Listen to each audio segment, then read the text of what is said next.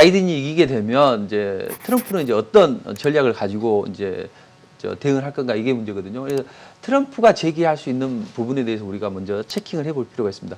지금 최근에 트럼프 대통령이 하는 이야기가 펜실베니아나 노스캐롤라이나 이쪽에서 뭐 수천 장 우편 통지가 부실이 됐다. 뭐 이런 이야기가 나오고 있는데 지금 여기 그림을 보시면 자, 대선 투표가 불타는 용지도 있죠. 트럼프가 주로 쓰는 이제 이게 샤피펜이라고 하거든요. 근데 이걸로 투표를 했더니 뭐 이게 부정투표가 됐다 또는 이 불타는 영상을 이야기를 했고 트럼프의 아들도 이걸 이제 트윗을 했는데 이게 결국은 조작된 거다 이런 이야기가 나왔거든요. 그래서 트럼프 대통령은 사전부터 치밀하게 준비를 했던 것 같아요. 대선 전부터 이러이러한 시나리오를 가지고 대응을 하면서 미리 준비됐던 것 같습니다. 근데 뭐 일각에서는 진실일 수도 있어요. 그렇지만 제가 보기에는 약간 지나치게 좀 과장된 측면도 있고 또 이승권수 같은 경우에는 투표율이 100%인데 유권자가 312만인데 투표는 323만으로 해서 100%가 넘어섰다. 이건 조작 아니냐. 근데 실제로 보면 유권자는 368만이거든요. 이런 식으로 제기는 하되 약간 좀 타당하지 않는 측면이 좀 많고 일각에서는 그럴 수도 있겠네. 이렇게 긍정할 수 있는 부분도 있다. 이렇게 보시면 될 것 같습니다. 그럼 트럼프 대통령은 할 수 있는 방법은 뭐예요? 대선 불복 일단 소송을 제기를 해야 될 거 아니에요. 그래서 뭐 미시간이나 조지아, 네바다주에서 제기를 했는데 그쪽 그 법원에서 야 이것은 말이 안 맞다 해서 좀 기각하는 그런 사태가 지금 발발하고 있거든요. 그렇지만 트럼프 대통령은 이제 연방 대법원에다가 다시 한번 이제 소를 제기하겠죠. 왜냐하면 이번에 그 자기가 보수파를 한 명 또 심어놨잖아요. 그래서 보수 쪽이 한 6대3으로 좀 진보 쪽을 앞서기 때문에 이 대법원으로 가면 내가 이기지 않겠나 이제 이런 입장인데 연방 대법원에 간다고 하더라도 일각에서는 야 연방 대법원 판사들이 그 찍어주겠냐 대선이 이미 기울었는데 이렇게 이야기를 한다고 이야기를 해요. 그래서 전체적인 분위기는 트럼프한테 좀 안 좋게 작용을 좀 하고 있습니다. 민주당 내에서도 뭐 롬니 의원도 그래요. 야 대선 투표는 끝까지 해야지 왜 중단시키냐 이런 입장이고 자기 뭐 측근이었던 뭐 크리스트 주지사도 뭐 근거 없이 지지자를 선동하면 안 된다 이런 입장을 보이고 있습니다. 그래서 트럼프 대통령은 미리 사전에 치밀하게 이런 계획까지 준비를 했던 것 같고 좀 과장되고 허무맹랑한 것도 있지만 일견 좋은 그럴 수 있겠다 긍정적인 측면도 있다는 거죠. 근데 트럼프 대통령이 왜 이렇게 발악을 하는지 우리가 그 부분을 살펴볼 필요가 있어. 과연 재선을 원하는지 아니면 또 다른 무엇이 있는지를 살펴볼 필요가 있는데 일단은 내가 연방 대법원도 이렇게 됐고 내가 이런 시나리오를 짰기 때문에 대법원까지 가면은 내가 이길 수 있다. 일단 그 부분이 가장 이제 먼저 작용할 거예요. 그리고 두 번째, 내가 이제 바이든이 결국 당선이 돼서 내가 안 됐을 때는 어떤 결과가 나올 수 있냐? 그러면 자기 뭐 성범죄나 아니면 재산 탈루이나 뭐 세금 탈루 이런 부분이 나중에 문제가 될 수 있는 거죠. 이번에 뭐 우크라이나하고 그 밀착된 거 이 부분에 대해서도 대통령만 아니면 바로 조사 들어갑니다. 이런 이야기를 이제 검사들이 한다는 거죠. 자, 그런 측면도 있고 트럼프는 중국 때리기의 대명사 이렇게 알려져 있잖아요. 근데 아이러니하게도 이방카가 중국에서 2018년도에 상표권을 18개를 했어요. 그 패션이나 포장재 관련 상표권인데 이거 포함해서 34건이 지금 중국에서 상표권가 등록이 되어 있고 트럼프는 100건 넘게 등록이 되어 있다는 거죠. 자, 이런 부분 때문에 지금 계속 중국 때리기에 나서면서 또 뭔가 자기를 방어하고 그러려고 하는 움직임도 나오고 있다. 이렇게 보시고 또 하나는 만약에 내가 이제 지게 되면 그동안 선거 비용도 많이 썼고 뭐 이랬을 거 아니에요. 근데 이 트럼프가 가지고 있는 자산이 25억 달러입니다. 근데 부채는 11억 달러예요. 근데 뭐 한 절반 정도는 넘죠. 만약에 부동산 가치가 폭락을 하거나 이랬을 때는 과연 트럼프가 빚더미에 올라설 수 있겠다. 이제 이런 우려감도 제기가 됩니다. 그리고 지금 트럼프 그룹이 아들들이 운영을 하잖아요. 근데 도이치방크에서 이쪽에 불법으로 한 3억 4천만 달러 정도를 지원해 줬다는 이야기죠. 근데 대출해 줬는데 이 부분이 만약에 대통령이 당선이 안 되게 되면 이제 도이치방크는 어떻게 되겠어요? 이제 선긋기를 해야 될 거 아니에요. 그래서 우리는 트럼프하고는 좀 단절해야 된다 이런 이야기가 솔솔 나오고 있습니다.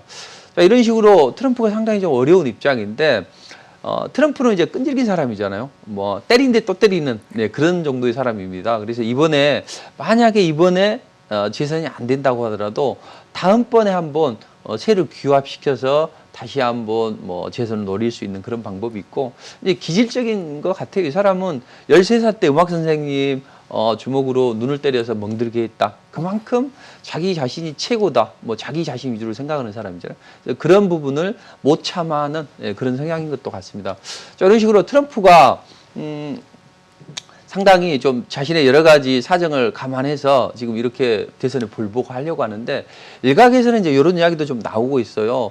약간 좀 내피셜한 이야기인데 지금 마쿠에서 딥스테이트 그러니까 뭐 오바마나 뭐 이런 오프라 윈프리 이런 셀럽들이 이 미국의 대통령을 장악하고 그래서 뭐 충성서약을 하게 되면 저 미국 대통령을 선점해주고 뭐 이런 이야기를 하기도 하는데 여기에 대응하는 트럼프의 또 그 백기사들이 있다는 이야기죠. 이 사람들이 큐어넌들인데 과연 대선이 좀 생각대로 좀 자기 트럼프한테 유리하게 안 흘러가면 곳곳에서 이제 유해 사태가 일어날 수가 있는 부분이 하나 있어요. 그런 부분이 있는데 저는 이 부분은 너무 크게 생각하지 않아도 될 것 같습니다. 물론 딥스테이트에 대항하는 큐어넌이 있다고 하더라도 이 사람들이 소요를 일으키는 것은 제한적일 걸로 보여지고 뭐 이런 부분은 충분히 제압이 될 수 있으니까 이 부분은 크게 문제가 없다고 보여져요. 근데 이제 일각에서는 이런 이야기가 있죠. 미국의 대통령은 국민이 뽑는 게 기본적인 건데 국민이 뽑는 게 아니라 유대인이 뽑는 것이다.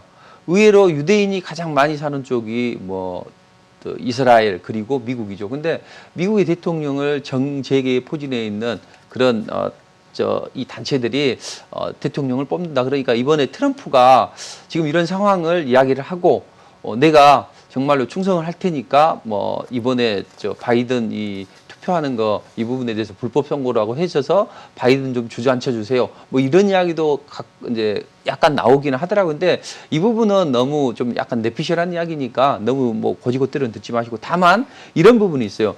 이 단체가 미국과 이스라엘의 공공정책위원회라는 건데 이 연례총회에서 뭐 조 바이든이나 아니면 뭐 이 펜스 부통령 이쪽에서 참석을 하거나 이쪽에 축전을 하거나 이럴 정도로 상당히 이 부분의 영향력은 크다. 그래서 이게 뭐 신의 집단이라고 표현까지 하는데 이런 내피셜한 부분도 있다는 이야기죠. 자, 정리를 해보면 분명히 바이든이 앞서가고 있습니다. 그리고 트럼프는 각가지 이유 때문에 지금 재선을 하려고 하긴 하는데 상황은 녹록치는 않다는 거죠. 그래서 바이든 쪽으로 많이 흘러가고 있다. 그럼 우리는 어떻게 대응해야 되는가?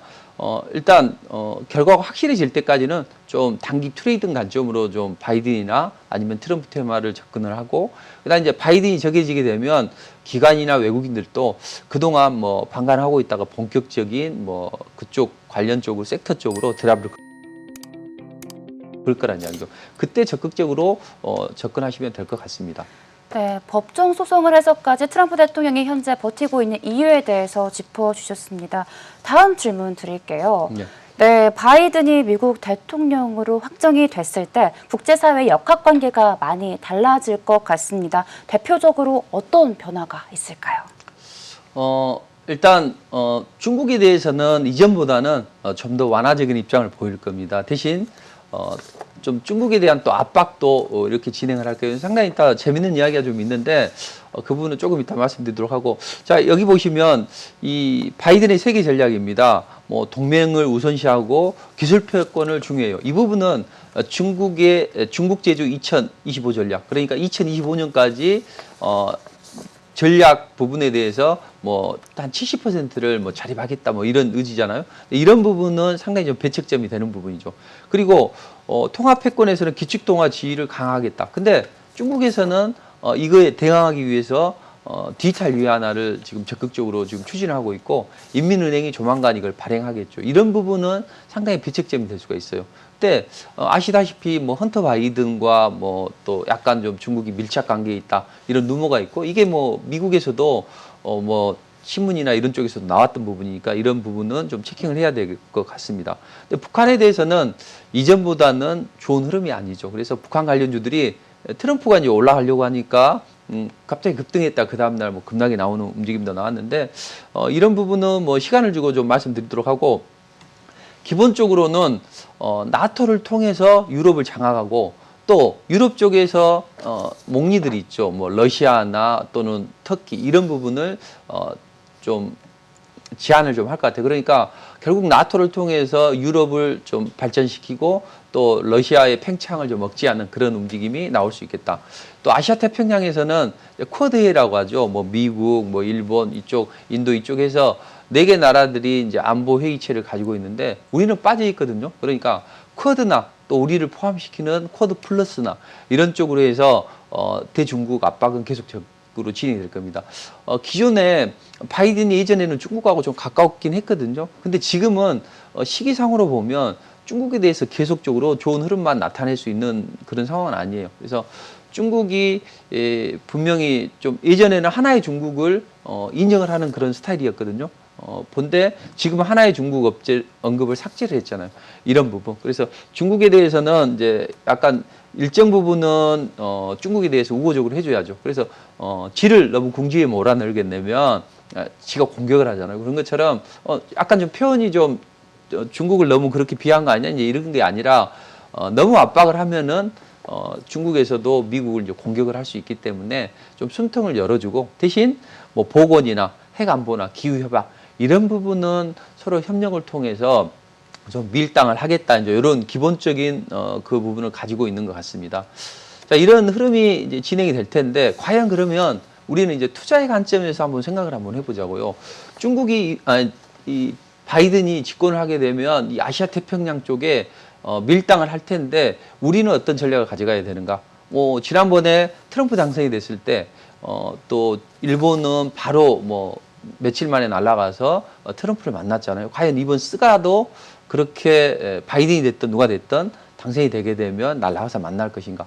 그럼 우리는 지금 정부에서 적극적으로 하고 있는데 과연 대통령이 뭐 날아가서 만날 것인가? 이런 부분도 상당히 좀 중요하다는 이야기죠. 근데 저는 이제 그건 뭐 정치적인 이야기고 투자의 관점에서 한번 생각을 한번 해보자고요. 과연 우리는 분명히 이전보다는 중국과의 관계가 좀 개선이 될 겁니다. 그렇다면 중국은 숨통이 좀 트여질 걸로 보여지는데 또 그러면서 또 쿼드 회의로 압박을 하잖아요. 그랬을 때 중국이 취할 수 있는 스탠스는 어떤 것이냐? 결국 우리를 껴안으려고 할 것이라는 이야기죠. 자, 그러면 우리를 껴안기 위해서는 뭐 리커창도 방문하고 또 시진핑도 방문하고 자, 그런 흐름이 나온다면 결국 우리 정부는 어떻게 해야 되느냐? 잘 만나서 잘 해결해야 되겠죠. 그래서 양다리 작전을 저는 구사해야 된다고 보여집니다. 자, 그렇다면 그런 관점에서 얼마 전에 뭐 화장품 관련주들 움직임을 이제 살짝 움직이고 있거든요. 그런 관점에서 화장품 관련주들의 움직임을 잘 보시라. 왜냐하면 지금 뭐 11월 11일 뭐 광군절도 예정이 되어 있고 연말에 소비 시즌도 있잖아요. 그러면 중국주들은 아무래도 이전보다 훨씬 낫기 때문에 중국주를 좀 보시고 대신 이제 약간 엉뚱한 이야기인 것 같은데 신공항 관련주도 잘 봐야 됩니다. 왜냐하면 중국이 우리를 껴안기 위해서 할 수 있는 것은 우리하고 뭔가 좀 서로 협력할 건 협력할 거라는 이야기죠. 그렇다면 우리 정부의 정책을 볼 필요가 있습니다. 자, 우리 정부의 신북방 정책입니다. 뭐 여러 가지가 있어요. 철도를 놔서 뭐 유라시아 철도를 한다는 등, 뭐 가스관을 한북로 가스관을 한다는 등, 뭐 이런 이야기가 있고 결국 또 하나는 북극항로 이야기가 있거든요. 자, 북극항로 이야기를 보시면 기존의 항로는 우리나라에서 몰라카 해협을 통해서 기존 수에즈 운하 쪽으로 갔다고요. 이게 45일이 걸렸어요. 근데 만약에 부산을 통해서 베링해를 통해서 러시아를 통해서 유럽으로 간다면 북극 항로는 35일에서 10일 정도가 단축이 된다고요. 정부에서 집중적으로 하는 게 지금 이 부분이라고요. 그럼 우리 정부의 여기를 기점으로 하려면 결국은 이 부산이 거점이 돼야 되거든요. 근데 부산의 거점이 바로 어디냐 이제 가덕도를 기점으로 해서 한다는 이야기죠. 과거에 우리 대통령이 신공항 이야기를 할 때 가덕도를 이야기했다고요. 그리고 기존의 국무총리나 아니면 법무부 장관도 지금 주로 가덕도 쪽을 많이 이제 이야기를 했거든요. 근데 그 이야기가 쏙 들어갔어요. 최근에 총리실에서 검증을 한다고 했거든요. 근데 검증을 해서 발표를 하려고 했는데 이 부분이 유예가 됐다고요. 좀 시간을 좀 끌려고 했다고요. 너무 반발이 많기 때문에. 근데 이번에도 좀 그런 이야기가 나왔죠. 이번에 이제 김현미 국토부 장관이 이제 출석을 해서 야, 민주당에서 가덕도 이 용역 검증 용역 20억 예산을 증액해 달라 이러니까 야, 아직도 총리실에서 결정이 안 난 것을 우리가 어떻게 해줄 수 있냐 하면서 이렇게 냉담하게 쏘아붙였다는 이야기죠. 그래서 당정의 갈등이 지금 나오고 있는데, 이러니까 또 김태년 또 의원은 또 난리였죠. 뭐 욕을 해가면서 X자식들 하면서 국토부 2차관 들어가라고 해. 뭐 이렇게 하면서 고성을 지르는 것이 뭐 또 언론에 또 포착이 되기도 했는데, 이만큼 민주당 쪽에서는 서울 그리고 특히 부산 쪽의 시장에 드라이브를 건다는 이야기죠. 그러면 부산 쪽에서 지금 이제 보궐선거가 내년 4월 달에 있잖아요. 자, 이 부분 때문에 이걸 강력하게 요구했었고, 결국은 국토부에서도 뭐 정책 연구 사업비라고 해서 20억을 책정을 했다는 이야기죠. 사실상 이 검증 용역의 용역비를 이제 인정을 한 셈이죠. 근데 이 부분은 좀 시간을 두고 해야 되겠지만, 이르면 다음 주에 결과가 발표가 된다는 이야기죠. 그럼 이제 우리가 바이든이 당선이 되면서 중국까지 넘어오면서 우리 정부의 신북방 정책과 맞물려서 앞으로는 신공항 관련주들이 좀 정치의 계절이 되게 되면 좀 움직임이 나올 수 있기 때문에 우리가 신공항 관련주들도 잘 지켜보시면 될 것 같습니다. 네, 바이든 후보의 세계 전략과 앞으로 국제 정세가 어떻게 변화할지까지 짚어주셨습니다. 그렇다면 전 또 이게 궁금해요. 바이든 후보가 지금 친환경 정책을 밀고 있잖아요. 아무래도 친중 관련 업종이나 친환경 사업들이 주목받게 되겠죠. 네, 오늘 첫날인데 질문이 좀 궁금한 게 많으시네요. 맞아요. 네, 좋습니다. 저 편안한 상태에서 좀 하시라고 이제 약간 제가 했는데, 자, 바이든은 어떤 친중에 대해서는 여러 가지 뭐 설왕설래요. 근데 분명히 트럼프보다는 좀 중국 쪽에 좀 우호적인 그런 입장을 보인 것 같습니다. 이번에 선거 때 그 친중 저널이죠, 월드 저널에다가 야, 내가 당선이 되게 되면 제일 먼저 할 일이 파리 기후협약에 가입을 하겠다, 이런 이야기를 했거든요. 물론 중국의 유학생들이나 중국 관련 표를 의식해서 그런 이야기를 할 수도 있습니다. 그러나 태생적으로 보면 약간 중국에서는 트럼프보다는 조금 더 우호적인 입장이다, 이렇게 보시고, 이번에 그 어제였죠. 바이든 관련해서 어제는 탄소 배출권 관련들이 움직였다고요. 바이든 하게 되면 친환경에서 뭐 풍력이나 태양광 이런 게 올라갈 수 있을 거라고 생각하고 투자자들이 투자를 했다고요. 근데 저는 저희 고객들한테 그건 아니다. 지금 중국에 약간 가까운 그런 이제 발언을 좀 해주고, 이번에 파리 기후협약을 이야기를 했기 때문에 파리 기후협약 관련해서 탄소 배출권 관련들이 먼저 움직인다 해서 저는 리포트로 뭐 한솔홈데코나 또 지난 시간에도 뭐 여러 가지 종목들 좀 언급해드렸죠. 지난주에. 그래서 이번에는 탄소 배출권 관련주들이 움직였어요. 근데 이제 이 흐름은 조금 더 올라가겠죠. 그렇다면 이 흐름이 풍력이나 태양광 쪽으로 전이가 될 수 있다고요. 그럼 앞으로 바이든이든 아니면 뭐 미국 쪽에서 뭐 풍력이나 태양광 관련 이야기가 나온다면 관련주들은 지금 에너지를 머금고 있거든요. 그래서 한번 올라가면 또 튀어 올라갈 수 있으니까 풍력이나 태양광 쪽도 좀 잘 보시면 이제 그 상승 흐름이 전이가 될 수 있다, 이렇게 좀 보시고, 지금 바이든이 파리 기후협약에 이제 재가입하겠다 이런 의도는 뭐냐면 중국하고 좀 가까워지겠다 이런 거거든요. 결국 트럼프 대통령은 야, 우리가 부담금을 30%를 우리가 내는데 중국은 2030년까지는 제한 없이 이산화탄소를 배출해. 그래서 막 공장 돌리고 뭐하고 불 떼고 하는데 우리가 그 돈을 괜히 납부할 수 있냐? 그럴 필요 없다고 하는데, 바이든은 좀 어렵던 중국과의 관계를 좀 모색하기 위해서 액션을 보내고 있는 것 같습니다.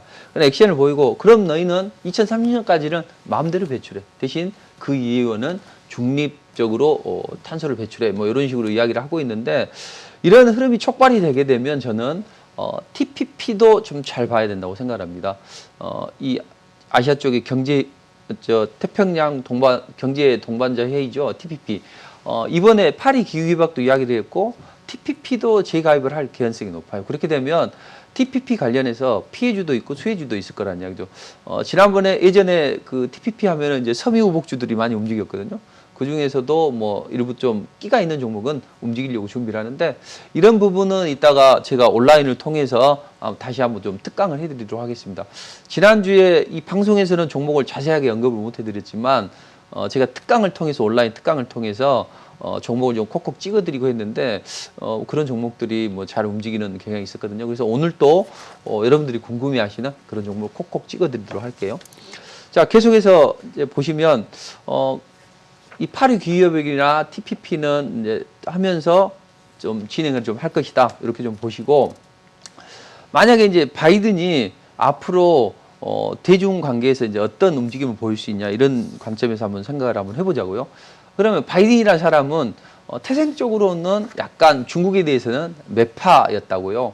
상당히 좀 안 좋게 이야기를 했어요. 근데 이제 중국에 이제 관계를 한 게 이제 90년대 초반이었는데 그때는 상은 외교위의 소속 위원이었다고요. 상은 외교위라는 게 뭔 일을 하냐면 무기를 팔거나 뭐 아니면 대외 원조를 하거나 이런 아주 중요한 역할을 하는 데인데, 근데 이쪽 상원위원회에서 이제 가서 뭐 장점인을 만나고 하면서 야, 무기 확산하지 마, 파룬궁 뭐 이거 너무 인권 탄압 아닌가 하는 거 아니냐 이제 이런 이야기를 했는데, 결국은 그때 좀 유화적인 입장을 보였고 그다음 11월 달에 WTO에 가입이 됐다고요. 그리고 2007년도에는 이제 외교위원장으로 드디어 등극을 하게 되거든요. 근데 이때 자기 아들하고 또 존 캐리 아들하고 이 회사를 하나 차렸고, 그 이후에 2009년도에도 또 하나 회사를 차렸어요. 근데 이게 바로 중국 사업의 중요한 연결고리가 됐다. 이제 이런 부분이 미국의 언론을 통해서 좀 나오기도 했죠. 근데 이때 이제 중국에서 뭔가 바이든하고 좀 가까워지려면 뭔가 있어야 될 거 아니에요. 그래서 통일전산공적부가 이제 대만 기업가 있죠. 마이클 린을 통해서 순퉁그룹, 이 사람이 이제 순퉁그룹을 가지고 있는데 여기를 통해서 뭐 바이든 아이들이 가지고 있는 회사들한테 뭐 지원해줬다. 뭐 이런 이야기가 나오고 있는데, 어쨌든 그때 2009년도에 지금 바이든이 부통령을 하고 존 캐리가 외교위원장을 하면서 중국에 이전보다는 훨씬 더 유화적인 입장을 보냈고, 그러므로 인해서 뭐 후진타오도 만나고 아니면 시진핑도 만났거든요. 시진핑도 부주석 때도 만났는데 강경한 태도가 약간 좀 유화적인 그런 측면이 좀 됐습니다. 그래서 뭐 하나의 중국에 대해서 여기서 싫어하는구나, 대만 문제나 또 티베트 인권 문제 이런 것들을 하면 중국이 싫어하는 것은 내가 알았다 이런 입장을 좀 보이고 있는데, 결국은 이제 미국에서 이야기하는 부분이 헌터 회사한테 뭐 1조 4천억을 뭐 투자를 했다 뭐 이런 부분을 이제 계속 들면서 친중 쪽에 가까운 거 아니냐, 너무 앞으로 정책도 그쪽으로 변할 거 아닐까 이런 생각을 하고 있는데, 물론 그런 부분은 일각 맞습니다. 다만 이전하고는 상황이 좀 많이 달라졌어. 그때하고는 좀 상황이 좀 많이 달라졌고, 바이든이 중국에 대해서는 일부 뭐 기후 변화나 뭐 보건이나 이런 쪽에서는 좀 협력을 하고, 또 나머지 쪽에서는 좀 압박을 통해서 진행을 할 것이다 이렇게 보시면 되고, 시간이 없으니까 바로 좀 말씀 좀 드리면, 오늘 지금 말씀드렸지 못했던 부분은 다음에 좀 이따 특강을 통해서 온라인에서 좀 말씀드리도록 하고, 지금은 다음 주는 어떻게 진행이 될 건가 이게 궁금하시잖아요. 그렇죠. 다음 주 미국 시장은 일단 단기 급등에 따른 숨고르기가 나올 거예요. 뭐 숨고르기 나오는 이유는 간단하죠. 상원을 민주당이 장악을 할 수 있겠다. 또는 뭐 트럼프가 대선 불복을 할 수 있겠다. 이것 때문에 약간 좀 쉬어가는 그런 흐름이 나오지만 눌림목을 주고 다시 올라갈 것이다. 우리 증시는 미국보다는 약해요. 근데 기관 외국인들이 뭐 집중적으로 하나의 베팅을 할 수 있는 상황이 아니기 때문에 그랬고, 이번에 잘 마무리가 되면 이제 눌림목을 주고 움직인다는 이야기죠. 근데 최근에는 지수 관련주만 올리고 있어요. 근데 이 흐름은 어쩔 수 없는 부분이에요. 미국이 올라가게 되면 기관 외국인들도 그에 맞춰서 공략을 해야 되잖아요. 그러니까 코스피 쪽에서는 삼성전자나 아니면 인터넷 관련주들 있죠. 이런 IT 관련주들, 그리고 2차 전지 관련주들. 이 바이든 쪽에서 낙폭이 큰 종목을 베팅을 했다는 이야기예요. 대형주들. 그러면 개인 투자자들은 이게 재미가 없어. 그러니까 어제 많이 팔았잖아요. 어제 많이 팔고 오히려 코스닥 쪽으로 넘어갔다고요. 근데 그 물량을 개인 투자자들이 들어오니까 기관 외국인들은 약간 던졌어요. 왜 던졌냐면 미국 올라가는 것과 기회를 같이 해서 일부만 샀는데 단기 걔네들이 반등을 해. 낙폭 과대에 대한 반발 매수세는 들어왔어요. 근데 계속 올라갈 수 있는 상황은 아니거든요. 그러니까 그 종목들을 매도를 하면서 어제 지수도 좀 빠지고 약간 종목들도 빠졌다는 이야기죠. 근데 이런 흐름이 저는 더 좋다. 앞으로.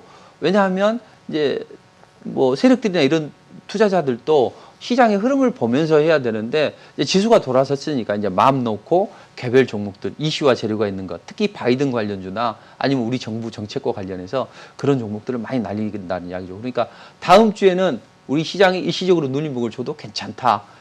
이후에는 또 종목 장세가 나올 수가 있으니까 조금만 더 힘내시라 이런 말씀 드리면서, 우리가 좀 지켜봐야 될 건 태양광이나 풍력, 그리고 아까 말씀드렸죠.